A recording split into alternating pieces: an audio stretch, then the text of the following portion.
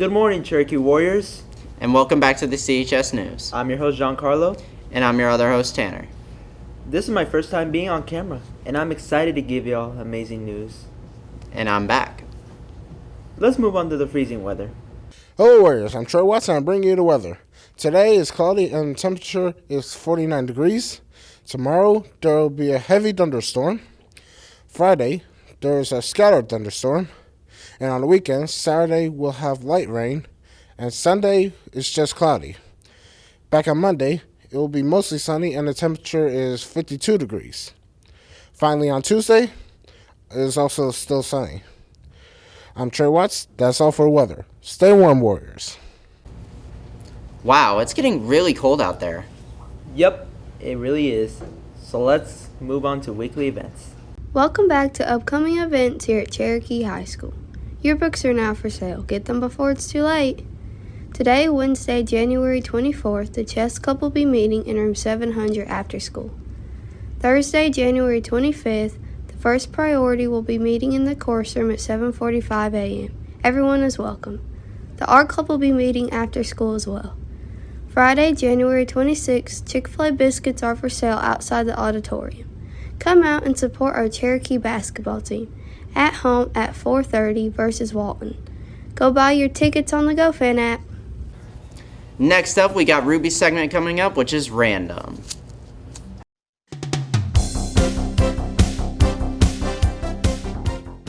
This is your host here, Ruby, on Random. Hello, everybody, and welcome back to another segment of Random. And today I'm going to do something a little bit different, and I'm going to shout out Chick-fil-A. That's right, I got myself a nice drink here.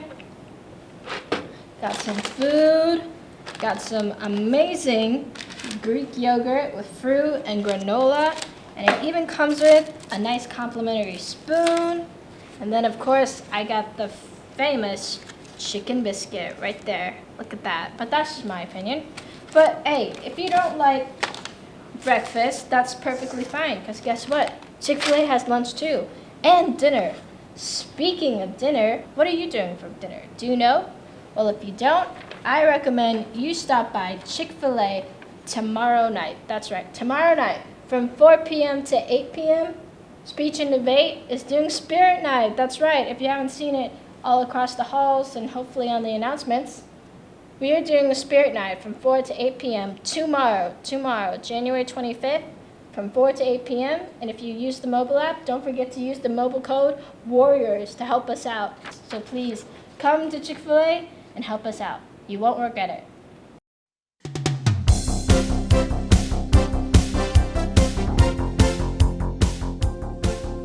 Well, that was cool. Next up is Matthew Hates Everything.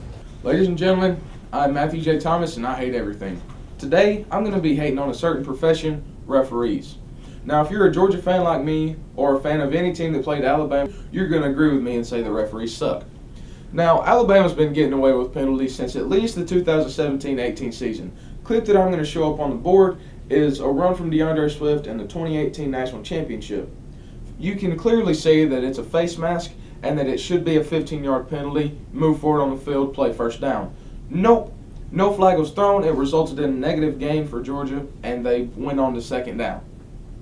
This picture that I'm going to show up on the board came from the 2023 SEC Championship. Jalen Milroe drops back to pass, throws it to Isaiah Bond, ball hits the ground, should be an incomplete pass, should be Georgia's ball. The rule of a catch in college football is if a player goes to the ground in the act of catching a pass, he must maintain complete and continuous control of the ball throughout the process of contacting the ground. Now, as you can see, the ball clearly hits the ground, so it should be a turnover on downs. Georgia gets the ball. Nope, referees don't review it. Alabama scores on the drive. It could have been a major point in that ball game. So there is photo and video evidence that referees suck. I'm Matthew J. Thomas, and I hate referees. Oh my gosh, he really hates everything. Next, we got another segment, which is football. Welcome back, Cherokee Warriors. Today I have a new segment called Football, not soccer. It's not soccer, okay? Today we're going to be talking about Luis Suarez. Luis Suarez is a Uruguay player. a Uruguayan legend, and he currently was signed for Inter Miami 3 weeks ago, and his contract is 1 year, so he's gonna play with his old friends.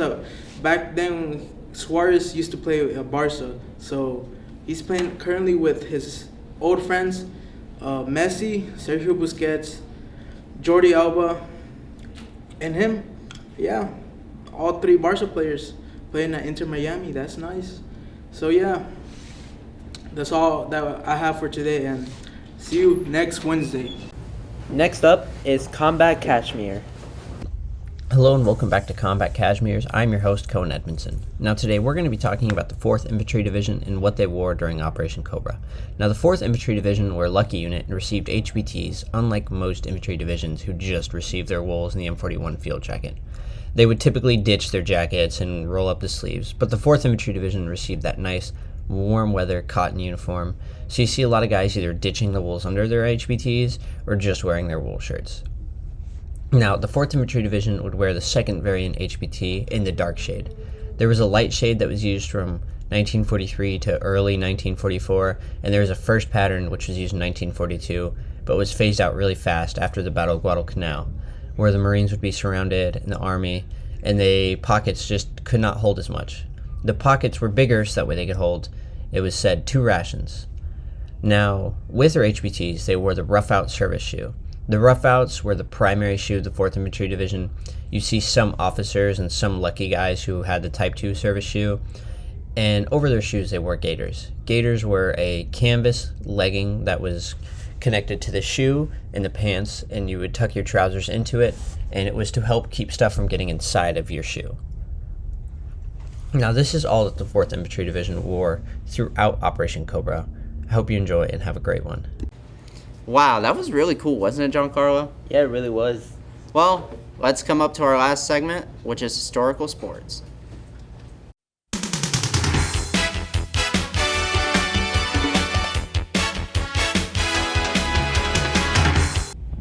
Welcome back to Historical Sports Warriors. I'm Rick. And I'm Isaac.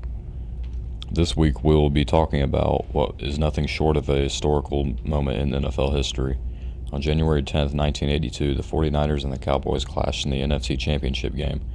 This game took place at the 49ers' house in San Francisco. What made this event so historical is what happened at the end of the game. We're talking about, quote, the catch. The catch was cemented into the NFL history because this was a crucial play that sent the 49ers to the Super Bowl. 49ers quarterback Joe Montana connected with Dwight Clark to create one of the most memorable moments in NFL history. The 49ers went on to win the Super Bowl, beating the Bengals 26-21. We'll be back next week to cover basketball. Stay tuned. Hello and welcome back to Cat of the Week. I'm your host, Noah Henthorn. And I'm your co-host, Michael King. And thank you for joining us this week. Our Cat of the Week for this week is the Norwegian Forest Cat. Look at this cat. Let's talk about it. This is the Norwegian Forest Cat, a large, long-haired cat. They are adapted to survive the cold environment in Norway. These cats are friendly around most people and are very energetic. Forest cats that live primarily outside tend to be very good hunters. They can also adapt to live inside. And that's about it. Thanks for watching. And tune in for next week's cat.